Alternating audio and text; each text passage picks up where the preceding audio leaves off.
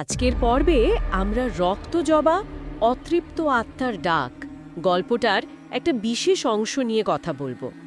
মানে গল্পটা যেভাবে লেখা হয়েছে, যেভাবে ঘটনাগুলো ঘটছে, ঠিক সেটাই তুলে ধরার চেষ্টা করব আমরা।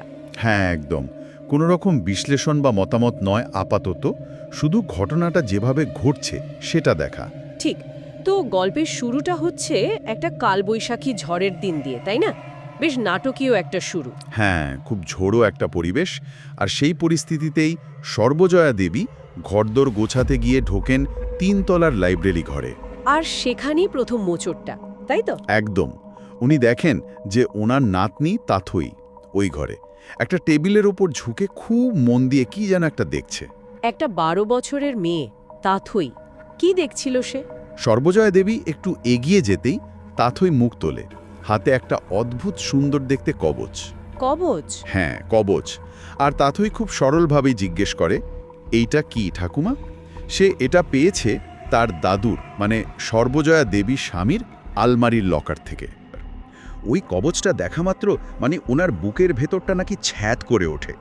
ভীষণ ভীষণ ভয় পেয়ে যান তিনি, আতঙ্কিত হয়ে পড়েন। তার মানে জিনিসটা সাধারণ নয় একেবারেই। আচ্ছা, তাথই ওটা পেল কি করে লকার থেকে? হ্যাঁ, তাথই জানায় যে সে আসলে দাদুর অল্প বয়সের একটা ছবি আঁকতে চেয়েছিল, তাই বাবার কাছ থেকে চাবি নিয়ে আলমারিটা খোলে ছবি বা ছবির অ্যালবাম খোঁজার জন্য। ও আচ্ছা, ছবি আঁকার জন্য। হ্যাঁ, কিন্তু ব্যাপারটা আরও অদ্ভুত। তাথই বলছে সে নাকি ৩ দিন আগেই আলমারিটা খুলেছিল, আর খোলার পরেই একটা কান্নার আওয়াজ শুনতে পায়। কান্নার আওয়াজ আলমারির ভেতর থেকে? হ্যাঁ, ঠিক তাই, কান্নার আওয়াজ। ও সেই আওয়াজটা কোথা থেকে আসছে খুঁজতে গিয়েই একটা সুন্দর কাঁচের বাক্স দেখতে পায়। খুব অদ্ভুত বাক্সটা। অদ্ভুত কেন? কারণ বাক্সটা নাকি কোনো মুখ বা ঢাকনা ছিল না, অথচ ভেতরে ওই কবচটা রাখা ছিল, দেখা যাচ্ছিল। ঢাকনা ছাড়া বাক্স? এটা তো বেশ অস্বাভাবিক, খুবই অস্বাভাবিক। আর তারপর যা হয়, বাক্সটা ওর হাত থেকে ফসকে পড়ে যায় আর ঝনঝন করে ভেঙে যায়। ভেঙে যায়? তারপর? ভেঙে যাওয়ার পরেই কবচটা ওর হাতে আসে, মানে কাঁচের টুকরোর মধ্যে থেকে কবচটা বেরিয়ে আসে। তাতই কাঁচগুলো পরিষ্কার করে কবচটা আবার আলমারিতেই তুলে রেখে দিয়েছিল। রেখে দিয়েছিল, ফেলে দেয়নি? না, রেখে দিয়েছিল। কিন্তু কৌতূহল তো ছিলই, তাই মাঝে মাঝে এসে দেখে যেত জিনিসটা। আর আজ ঠাকুমার হাতে ধরা পড়ে গেল। আচ্ছা, তো যখন তাথই কবচটা ঠাকুমাকে দিতে গেল, তখন কি হলো? ওই যে বললেন উনি ভয় পেয়েছিলেন। ভয় মানে সাংঘাতিক ভয়। তাতই যেই কবচটা এগিয়ে দিয়েছে, উনি প্রায় আঁতকে উঠেছেন, 2 হাতে মাথা চেপে ধরেছেন। স্পষ্টত উনি জিনিসটা ছুঁতেও চাননি। কি বলেছিলেন তিনি? উনি বলেছিলেন এটা নাকি বড় সর্বনাশী জিনিস। বুঝতেই পারছেন কতটা গভীর আতঙ্ক। আর তৎক্ষণাৎ তাতইকে হুকুম করলেন ওটা এক্ষুনি আলমারিতে তুলে তালা বন্ধ করে দিতে। এক্ষুনি? মানে এক মুহূর্ত দেরি নয়? একদম। তাতই তো বুঝতেই পারছে ঠাকুরমার ভয়টা, সে আর কথা বাড়ায়নি। চুপচাপ গিয়ে কবচটা আলমারিতে রেখে ভালো করে তালা দিয়ে চাবিটা এনে ঠাকুমার হাতে দিয়েছে। তারপর সর্বজয়া দেবী কি একটু শান্ত হলেন? হ্যাঁ, চাবিটা হাতে পেয়ে উনি কিছুটা শান্ত হন, কিন্তু বোঝা যাচ্ছিল ভেতরে ঝড় বয়ে যাচ্ছে। উনি তাথইকে কথা দেন যে পরের দিন দুপুরে সব বলবেন। এই কবচের ইতিহাস কি, কেন এত ভয়, সব। ওহ, তাহলে একটা প্রতিশ্রুতি দিলেন? হ্যাঁ, তবে একটা শর্ত ছিল, খুব কঠিন শর্ত। কি শর্ত? শর্তটা হলো তাথই যেন আর কখনো ওই কবচের ধারে কাছে না যায়, ভুলেও না। তাথইও ঠাকুমার অবস্থা দেখে কথা দেয় যে সে যাবে না।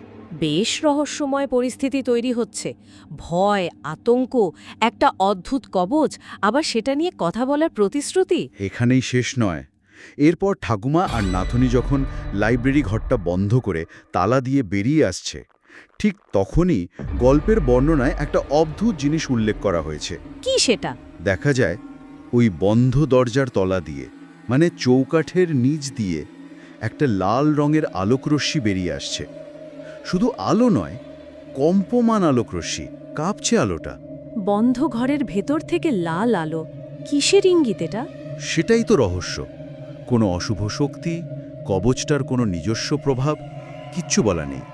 শুধু ওই দৃশ্যটা দিয়েই ওই রাতের ঘটনা শেষ হচ্ছে। গায়ে কাটা দিচ্ছে কিন্তু। আচ্ছা, তারপর কি? পরের দিনের কথা বলা আছে? হ্যাঁ, আছে।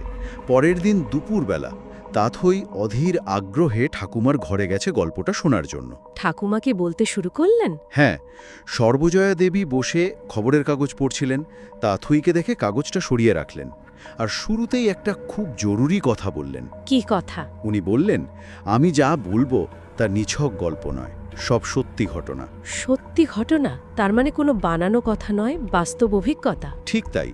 এতে রহস্য আর প্রত্যাশা দুটোই কিন্তু আরও বেড়ে গেল। আর তিনি মূল ঘটনা শুরু করার আগে তাথইকে একটা প্রশ্ন করেন। কি প্রশ্ন? উনি জিজ্ঞেস করেন, তাথইয়ের হঠাৎ করে দাদুর অল্প বয়সের ছবি আঁকার শখ হলো কেন? এই ইচ্ছেটা কি ওর নিজের, নাকি অন্য কিছু? বাহ, এটাও তো একটা ভাবনার বিষয়। মানে ওই ছবি আঁকার ইচ্ছেটাই তো ওকে আলমারি খোলাতে বাধ্য করেছিল? একদম। এটা কি শুধু ওই কাকতালীয়, নাকি এর পেছনেও ওই কবচ বা ওই অতীতের কোনো অদৃশ্য টান আছে? এই প্রশ্নটা রেখেই গল্পের এই নির্দিষ্ট অংশটা শেষ হচ্ছে। আর আমাদের আজকের আলোচনাও এখানেই থামছে। তবে অনেকগুলো প্রশ্ন রয়ে গেল। হ্যাঁ, মানে এই কবচটা ঘিরে এত ভয়, এত রহস্য কেন? সর্বজয়া দেবীর ঠিক কী অভিজ্ঞতা হয়েছিল? আর ওই যে লাল আলো, ওটা কি? আর সবচেয়ে বড় প্রশ্ন হয়তো এটাই, উত্তরাধিকার সূত্রে পাওয়া একটা বস্তু তাকে সত্যিই এতটা অশুভ হতে পারে? প্রজন্মের পর প্রজন্ম ধরে ভয় বয়ে নিয়ে বেড়াতে পারে? এটা নিয়েই ভাবা যেতে পারে।